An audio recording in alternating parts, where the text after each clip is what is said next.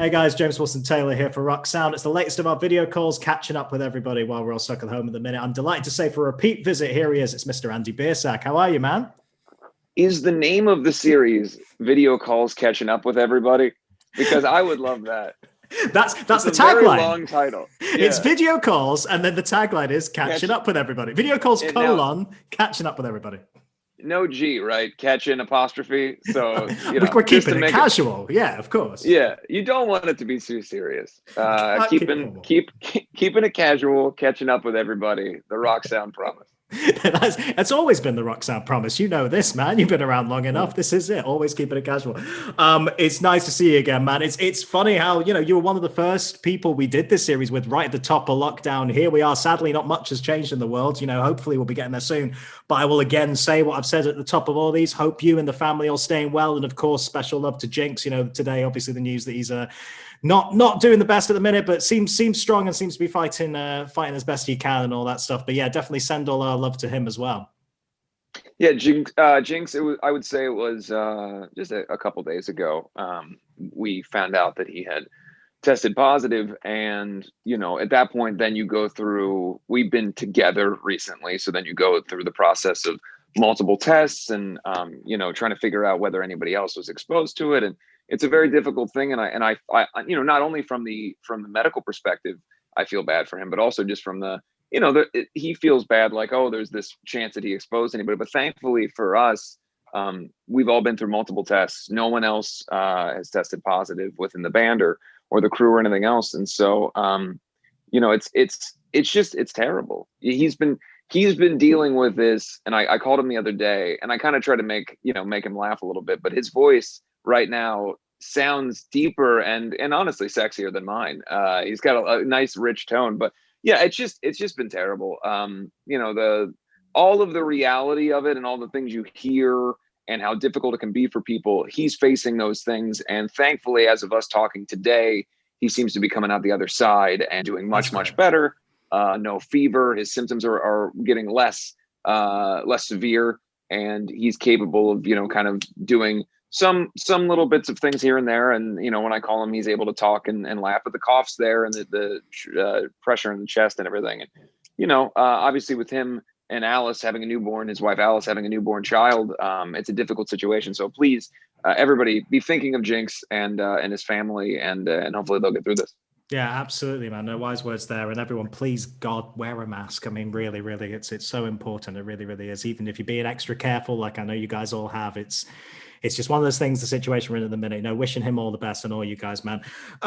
Well, let's dive into some of the things that have happened since the last time we caught up, really. Before we get to new music and everything, congratulations on that whiskey show, man. That's really, really cool thing to see. And I've loved watching everyone's live stream approaches. They've all been so different over the last few months. Talk to me about your approach in terms of putting that show together and pulling it off. Well, we for that one, we really wanted to try to go for as realistic of a whiskey show as possible. That's a venue that we've been playing since the very first time we toured. We had done a regional, kind of a short regional tour. We were touring in 2 vehicles. It was the very beginning of the band. We couldn't get booked anywhere, and we said, fuck it, let's just go out. And Ash Alvinson, who is runs the label, owns Sumerian Records that we're on now, and also directed American Satan and directed and created Paradise City, and has been involved in my career and my life since I was a teenager. He was our booking agent. He said, I'm going to find you a handful of gigs that you can go on. And so I think we played like 9 shows throughout the US, and it was just hauling ass from one place to the next.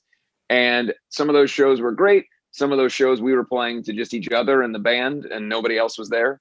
But I'll never forget that when we got back to LA, prior to that, we were unable to get a real show booked in LA. The only show that we had ever played in Los Angeles was in a parking lot that our friends had allowed us to play in their parking lot because we couldn't get booked at any of these venues. And suddenly now we had 2 Los Angeles shows, one of which was at the Whiskey, and then the next night at Chain Reaction. And I remember the kind of buildup for us in 2009, thinking, is anybody going to come to this show? What's the audience going to be like? Is there going to be anybody there? What's it going to feel like? And because it was hit and miss throughout the country. We had played Cleveland, Ohio, and sold the little room out. And then we would go to Flagstaff, Arizona, and it would be, Jinx's cousin's friend that would show up. You know what I mean? And that's it. And so when we got to LA, I'll never forget just the kind of magic that we felt going into the whiskey, this historic venue. If you've ever seen the movie American Satan that I'm in, the feeling that those kids have in that movie is very similar to, I think, what a lot of us feel when they go to that venue, and the history behind it. Oh, the Doors were the house band and all this stuff happened there.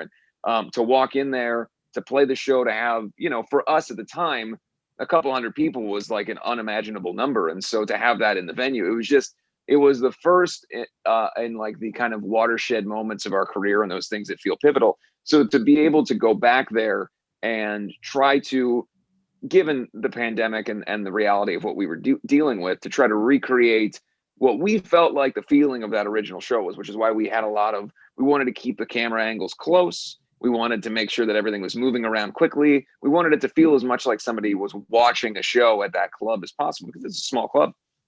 And I think we were successful in doing that. We were really, really excited about how it turned out. And, we rehearsed our asses off and made sure that we sounded tight. And I think that, it kind of set the blueprint for us moving forward of how we can move on to the next one that we do or whatever it is. But I think for that one, the intention was to really do something that felt like a live show. And, as far as I'm concerned, obviously it's up to the audience to judge. But as far as I'm concerned, I think we were successful in doing that. Yeah, I imagine that the venue, like you say, must play such a crucial part in that, because even in the limited experience I've had in trips out to LA and going to venues on the Sunset Strip, there is a feeling to it. There is just something about that atmosphere with the history, knowing rooms, even like the Roxy or the Rainbow Room or any of those places around that area. There is just a vibe, isn't there? There's something about it that makes you, as an audience member, feel something. I imagine as a band as well, just almost want to up your game and give as great a show as possible, right? Yeah, I mean, I feel very fortunate that my career, because I started so young, I was able to be a teenager, but still at least involved to some degree in the Sunset Strip scene prior to it becoming essentially just hotels. You know what I mean? At this point, Juliet and I drove down Sunset yesterday, and by and large, all the things that used to be there are now giant hotel buildings that dwarf the sunlight from ever coming. And it's this kind of weird, shadowy crevice because there's like these giant high rises everywhere. And, like you look at the Rainbow or the other places, and they're kind of like dwarfed by these other buildings around them. But the venues are still there. And that's obviously, we did the residency at the Roxy a number of years ago. And a great deal of American Satan and Paradise City was shot at the Rainbow. Back in the old days of being, again, a much bigger piece of shit than I am now, I used to spend a lot of time not being sober at the Rainbow. And, eating, by the way, for what it's worth, people don't realize the food at the Rainbow is fantastic. Oh, really? It's not, yeah, people don't realize the pizza and the wings, all that stuff, great. But yes, that is not, when you're going there in the middle of the night, that's probably not what you're going there to do, But because I was in that scene as a teenager, I got to meet all these iconic rock stars and go to shows at the Key Club, and that's hanging out with Jerry Only in his RV behind the Key Club as like a 19-year-old, like all that kind of stuff. It really built the early part of the band. It was so kind of meshed into what we were, that now that a lot of that doesn't necessarily exist anymore, it was fun to be able to go back and try to recreate that magic in some capacity. Yeah, absolutely, man. I think you did it very successfully. Congrats on that. And, hopefully more live shows in the future when they're allowed, sooner rather than later, please God.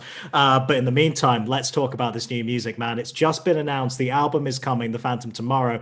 Again, last time we had one of these conversations, you were kind of hinting at this concept record that you'd just kind of got the idea together for and were working out how to build and everything. When did this actually come together as a full concept for you? I mean, I think it was pretty quick, honestly. At the time, full disclosure, I knew what all this stuff was when I talked to you last time. Of course. I mean, I do know that. I know you weren't going to give away everything, obviously. Yeah, to be fair, I knew what I was doing. No, so a lot of the times with the things that to me have been the ideas that have, you hate to say like, oh, my most successful idea, because I don't know what's going to be a success. But the things that I've been the most proud of have come quickly, like Wretched and Divine, from front to back, the story, the costumes, the iconography, the color scheme, all that stuff was a flight from England to the US at the end of a tour on my phone in my notes pad, the notes section of my phone, name of the record, storyline, name of the Wild Ones, our character name, all that stuff came just kind of free flowing. And then when I got home, I started drawing all the costumes and stuff. And then similarly, this was one day I'm sitting down during this pandemic situation. Well, actually, you know what? The schedule or the timeline's kind of difficult to remember because this was January that this all started. So January, I want to say like January 28th or something. Because I date all my little drawings and stuff. So I have it's somewhere around that region. But so I just sat down and I had this Blackbird character idea. And then I started kind of just sketching and drawing from there and building out this world. And the title, The Phantom Tomorrow, had existed for, I want to say that I came up with it on the Ghost of Ohio tour, the solo tour that I did, sitting in a hotel room. I had built the structure in my mind of the night and the color scheme for the night and what that would be going into The Phantom Tomorrow and what that would be. Now, originally, the idea was to have Blackbird be more involved in the title. And then as we went along, we thought, well, maybe that's just the character. And but yeah, the whole thing kind of came at once. And then the ability to be able to like take all those notes, drawings, other things, and then bring them to the studio. We were working with Eric Ron and basically present it to everybody and say, here's what I want to do. What do you guys think? And then from there, it's been just the constant collaboration of everybody in the band and Eric and to be able to come in every day and go, let's write this kind of a song. Here's some ideas. Here's some drawings. Here's some whatever. Everybody's on board. Everybody's involved. And I think that is, people are seeing similarities between this and Wretched and Divine. And I'll say this, the difference between Wretched and Divine and this record is, for Wretched and Divine, it's kind of well noted that it was a lot of, I had my idea and I didn't want to stray from it. With this record, essentially everyone has gotten involved in the idea from the very beginning and everyone is interested in building out the different elements. And we know what each other's strong suits are, like we understand because we've been in a band long enough. We know who's got the goods in one particular area or the other. And we're able to kind of collaborate more easily because of that. Yeah, that's nice. It's always great when it's a big concept like that and you can get everyone involved in creating it. Absolutely. And let's dive into the character as well, because, yeah, like you say, the Blackbird character, we know you're a big comics fan anyway. I can see already the Watchmen pin you've got on your jacket there. And that is kind of appropriate because I looked at that initial image in the music video that's just come out. I thought, at least visually, a bit of Rorschach in there, maybe a bit of the spirit actually going into all kinds of other comics. I'm curious, what were the direct influences for you when you were building this particular character? Well, you named two of them. The spirit is one of the references that most people would not understand, but I'm very happy that you got that. Yeah, I mean, I would say that if you were to take apart what the Blackbird is, it's the vigilante elements of V for Vendetta V, and kind of having this very singular vision of how to free the world from oppression and being willing to do things that other heroes might not be willing to do for that. With hopefully the kind of, as we work on the comic book end, hopefully more of the kind of ornate, like kind of majestic feel of Batman on a gargoyle and on the corner, all that kind of stuff. A lot of the more anti-hero edge of a character like Spawn, or I would say that the visual influence certainly is there from the Watchmen, but the difference is we don't know this character's flaws as much as you do with the Watchmen. It's not a peeling back of the curtain. It is full artifice. It is nothing but kind of, you're seeing the perspective of people who believe that this thing exists, people who say that they've seen him, us as an audience who know that he's real. So throughout the comic book and throughout the music video and throughout the record and everything else, you're building up that this is either a real person or a real character, or it's, almost like a religious figure. And it's kind of up to the person who's deciphering those clues to determine how they feel about it. But yeah, I would say that obviously Watchmen's a big influence. Obviously Spawn, The Crow, and V for Vendetta, obviously Batman. But yeah, to me, it's all of those kind of things in a blender and put together with kind of the Black Veil spice. A little bit of like The Undertaker too from WWF when I was a kid. That's a cool reference, yeah. Certainly Sting. We put him up on the rafters in the video like Sting. And so yeah, I would say that the unexpected influence people wouldn't necessarily realize would be that there's a fair amount of 90s wrestling influence in the character design. Always a good reference to have. Always nice and dramatic, actually, 90s wrestling as well, particularly the Undertaker era, like you say. I think that, yeah, it kind of makes sense to fit within that comic world. He had a touch of the superhero about him, touch of the anti-hero anyway. Well, that was the big thing, is that when I was a little kid, to me, all those things felt like one. To me, there was no real distinction between like Kiss and Batman and The Undertaker. To me, they were all kind of the same brand of thing. And I think that all those things influenced me equally in different ways. And for me, like when it came to like the Blackbird costume and all that stuff, I knew from the second I got all the tools and laid them out on the floor in this room, actually, I knew what I wanted the character to look like. I made the costume for him. I made the mask. I made every element of it. I spent about 2 weeks and got myself covered in paint and glue and tar and everything else, and made it the way that exactly how I wanted it to look. And I think that I'm very happy with how it turned out. And that also gets into the costume design for the band and everything else. But just it's a rare opportunity that you have in life to have an idea and then to be able to have the absolute luck to have people around you who believe in that idea and are willing to help you facilitate making that idea happen. Between Pat Fogarty and Stephen and Sumerian and Ash and Sumerian, the belief that they had in this idea, and to allow me to be like, hey, let's make a 90s superhero movie on a backlot in the middle of a pandemic. That's, it's a difficult task to sell people on, but they made sure that we went through all the health procedures. Pat made sure that we found the location. We did everything we could. Like it's amazing that it worked. And I'm just so proud of it. And the band, we're just so excited as a band for what we've created. Yeah, it's really exciting. It's interesting you say that, how when you're a kid, because I felt much the same, actually. It was like, especially, maybe it's a kid thing, but it's like, these are the things I like. And it didn't matter that they're separate genres or come from different places. It's like, these are the things I like, and they feel like a part of my personality. And it's kind of interesting that now we see artists like yourself being able to do an accompanying comic book, for example, or music videos that look like 90s inspired movies. Have you noticed that change? Like, it does feel like only in the last few years, really, that everyone can do whatever they want and it still fits into that arena. Does that make sense? Yeah, I mean, I think it's a little. I always kind of talk about how, like, at this point, there's really no excuse to not create exactly what you want to create. Right. And what's interesting about that is that you're seeing a lot of artists that stray from the path of what you think that they would make, and that's great.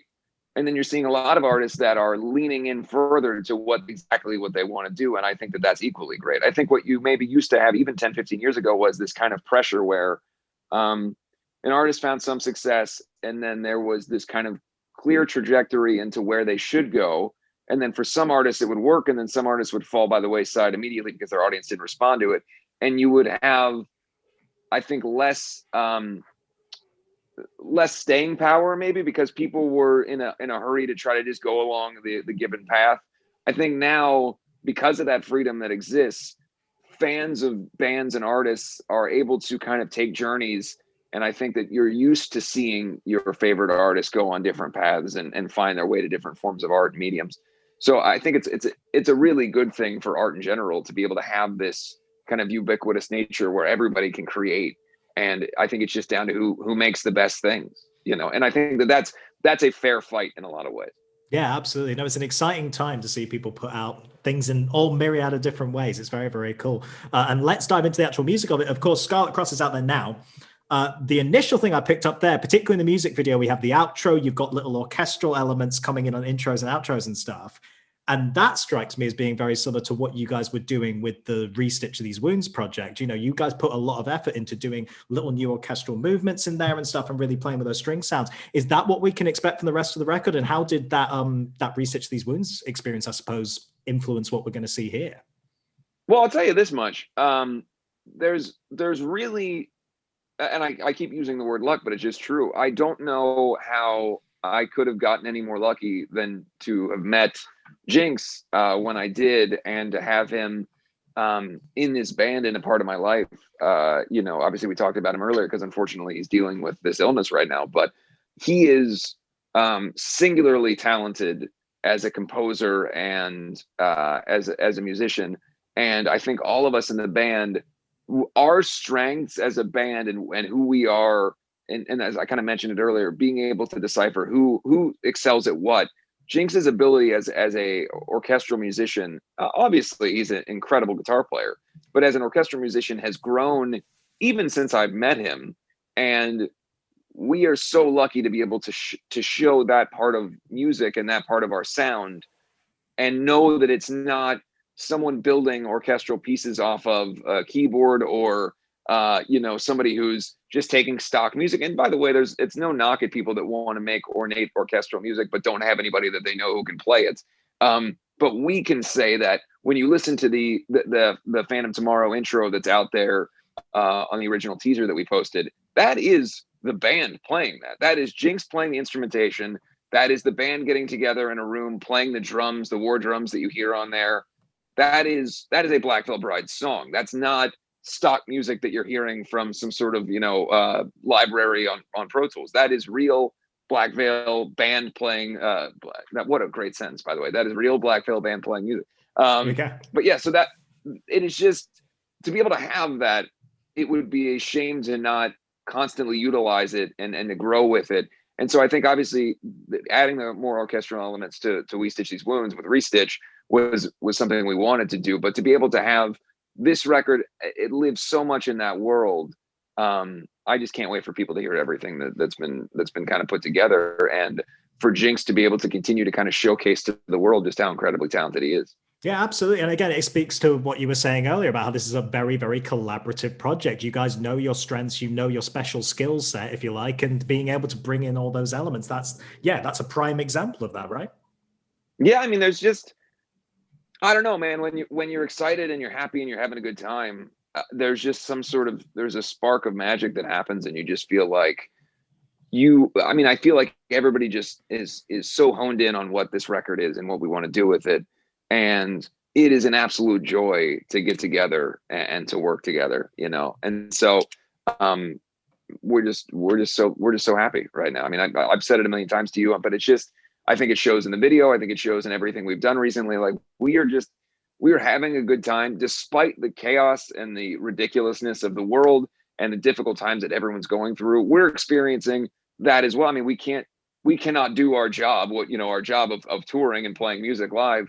But the time that we've had, that we've been kind of given in a way, has allowed for us to connect on a level that I don't think we've ever even been at before, and to make music and art that we believe is the strongest that we've ever made.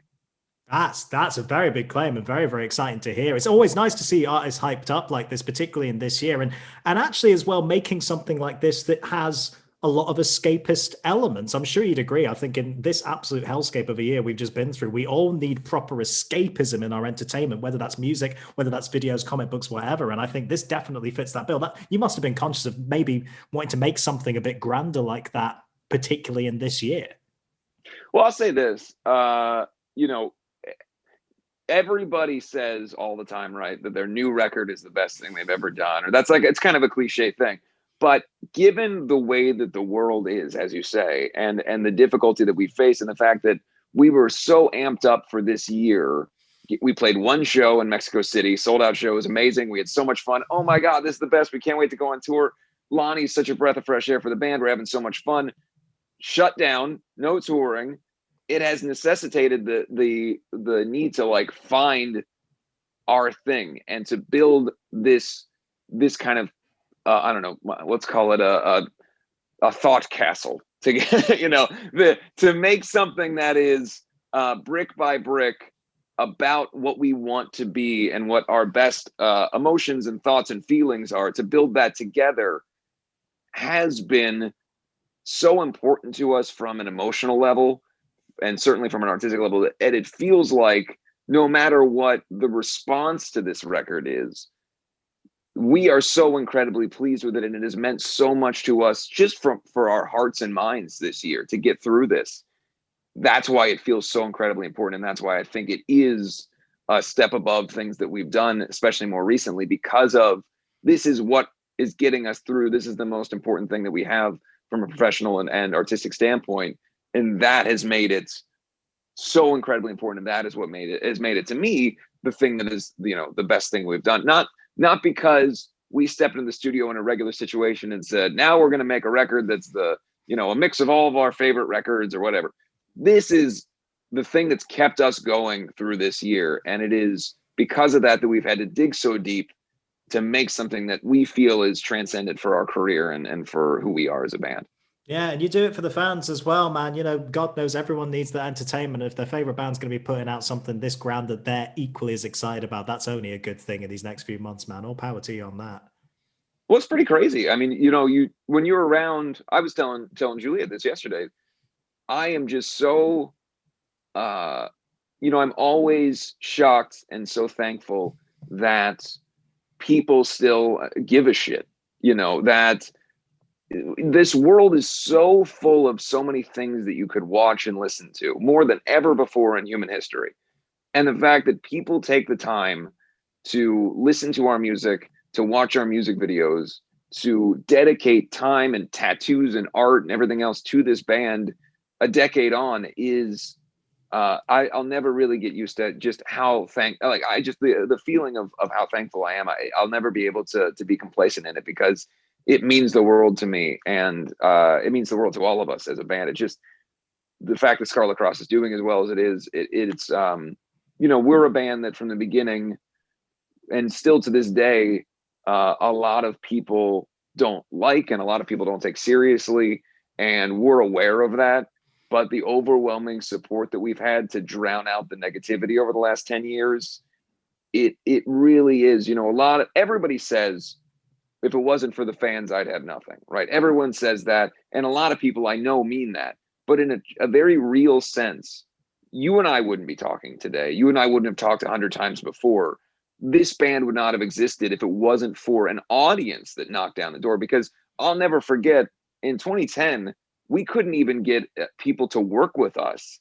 I remember emails from huge people within the industry who later I have had some relationship with, where their bands have opened for us or something like that, who would say things directly like, it's not 1984, no one wants this kind of music, and we were shot down at every turn. Our first manager we ever had dropped us because he believed that some other bands who were not around anymore were going to make it, and that, quote, there was nothing to manage here because you didn't stand much of a chance. So, I mean, again, I'm not trying to go through all of the gripes that people have, or we showed you. I'm saying this to say the audience is what put us in that position. And in a time of economic uncertainty and emotional difficulties, for people to take their time and put it in the world of Black Veil Brides and to dedicate themselves like they have, it is the most wonderful thing in the world. And I can't say how thankful I am for that. No, absolutely, man. It's been really lovely to see the amount of fan communities coming through this year and really supporting each other in difficult times and finding some joy when bands like yourself are putting out new music. It's no mean feat, and it's really, really nice to see it, man. And, you talk about reflecting on the past a little bit here. I guess this is how I'll start to wrap up is, a couple big milestones coming up for you, my man. I mean, first of all, you got the memoir coming out, which I know you've been working on. Mm-hmm. And also, you're joining my good self in the 30s Club very, very soon. And it's a time for reflection. It's a time for reflection when you get to those kind of milestones, I mean, has it felt odd going back through the book? And I mean, I guess the question is, doing the book in particular, what have you discovered about the early days that you maybe hadn't thought about in a long time? I started the book when I was 27, which is an extremely tumultuous time for people. And I was in a very dark place, in a weird way. Like I had gotten sober, things were going great, and then all of a sudden, all of the kind of anxiety and things that I had been chasing away for years with alcohol all rushed back at once. And it wasn't like there was any one specific thing that was putting me in that place. It was just this overwhelming feeling of sadness, anxiety, regret, all this stuff just constantly flowing through me. I'd shaved my head, like I was freaking out. And I started writing this book from that place. And that is when I really started the journey of looking back on my life to that point. And then over the last several years, Ryan and I have gone back to look at where I was at in my life at different places. And, what more could I add to these types of things to give some more clarity? And I think at this point now, a couple weeks away from my 30th birthday, I feel like I've done all my reflection to that part of my life, you know? And that's not to say that you can't be introspective or look back on the early parts, but I feel like this book represents the first 30 years of my life and the most important memories. This isn't the I was so drunk and I was partying and all that stuff, because that stuff did happen, but that to me is not the story of my life. That is a symptom of the darkest parts of my life. The moments that you're going to read in this book are the things that I believe shaped me in a pivotal way, good, bad, funny, whatever it is, in that early part of my life. And so as I approach that birthday, I don't really give a shit about turning 30. It doesn't feel any different to me. You know, I feel like I'm just ready to move to the next chapter and to get this record out. And I live my life, I've said before, I live my life in record cycles.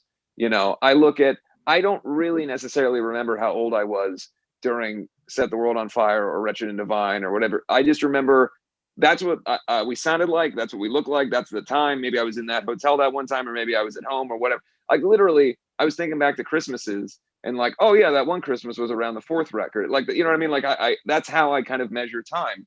And so 30 to me is pretty inconsequential, because I feel like, you know, I've been doing this since I was 16. And so in you know, band years, I'm like 455. So I mean, at this point, it's like 30 is nothing.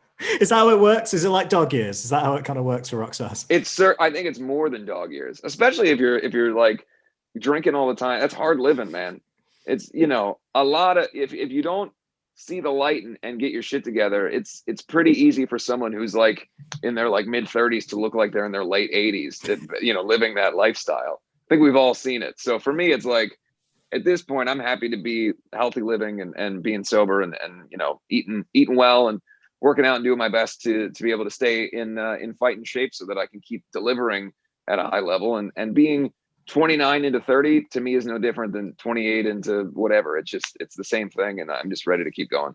Yeah, it doesn't feel any different, trust me. But I will say happy birthday, man, for the next couple of weeks, and hope you spend it well. Thank you. And just, you know, stay safe out there, man. Love to all the bandmates. And, you know, like I said to you last time, we look forward to catching you in the UK whenever that may be. I really hope sooner rather than later. But in the meantime, looking forward to more new music, man. We'll see if it happens, but you know, it's on the books for download 2021. So, you know, obviously only if it's safe. I know that Andy and everybody there will make sure that it's safe before doing it, but we would obviously absolutely love to come back, and download has been one of the best things for Black Veil through the years. It's a hugely pivotal thing. Andy Copping and everybody that is behind download has always been champions of the band. So we would love to come back and be able to do that. Absolutely. Fingers crossed for June, man. Fingers crossed. In the meantime, good to chat to you, man. All right. Good to see you. Thanks, bud. Appreciate it. Appreciate it. Andy Biersack.